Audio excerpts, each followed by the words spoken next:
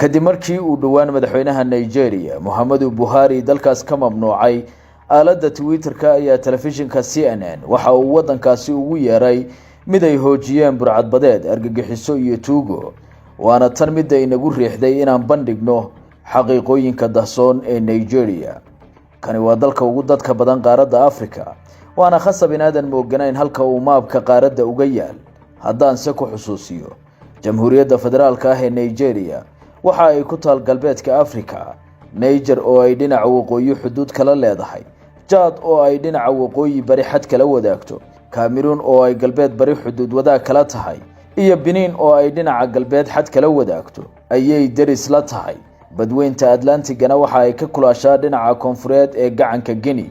falowde haddaad bogan ku cusub tahay baahinteenana sii faafi hadday ku qanciso kuna soo dhawow 8 xaqiiqo ee aynu Nigeria kaaga warinayno.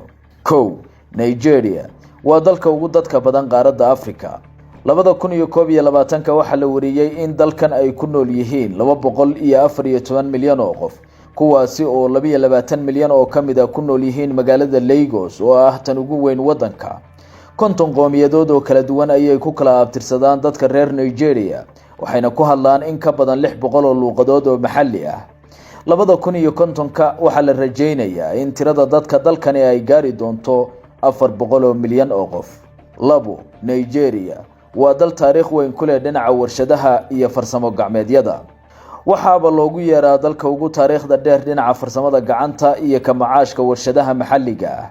xeelada dharsamaynta muddo dheer ayay dhaqaale ka sameynayeen rayidka dalkani, waxaana warshadii ugu horeysay ee dhar samaysa dalkan laga aasaasay 1498 Kano City oo isla Nigeria ahna waxa lagu sameeyay 1851 10 milyan oo beer oo kabaha saandalka ah.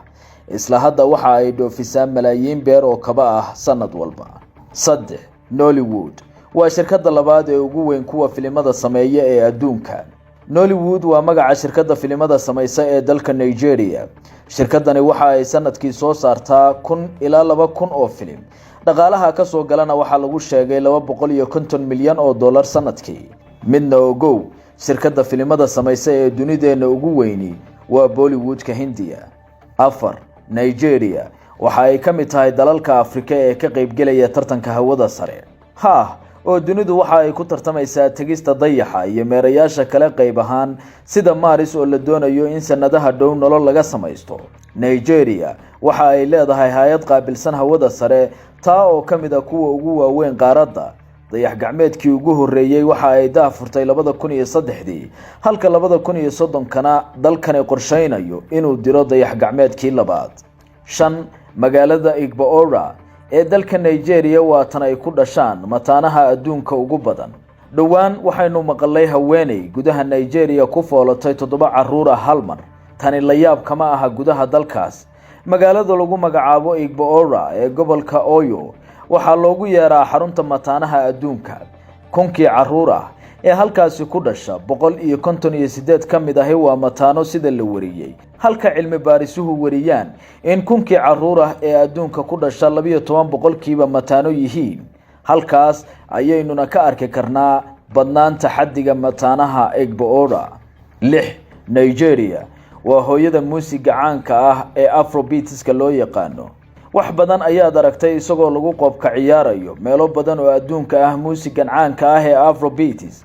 waxaase asalkiisa leh Nigeria oo halkan ayuu ka soo bilowday. waxaaba la oran karaa waxa uu noqday astaan Afrikaan, waayo meel kasta oo kamid ah qaaradan iyo caalamka intiisa kaleba waa uu gaaray muusigaasi Afrobeats.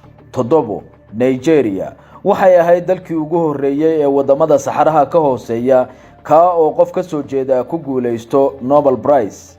Dr. Wole Soyinka oo ahaa abwaan, qoraa iyo aqoon-yahan reer Nigeria ah ayaa 1986 ku guuleystay biladda suugaanta ee Nobel Prize, waxaana uu noqday qofkii ugu horeeyay ee ka yimid dalalka saxaraha ka hooseeya ka oo ku guuleysta biladdaasi caalamiga ah. 8.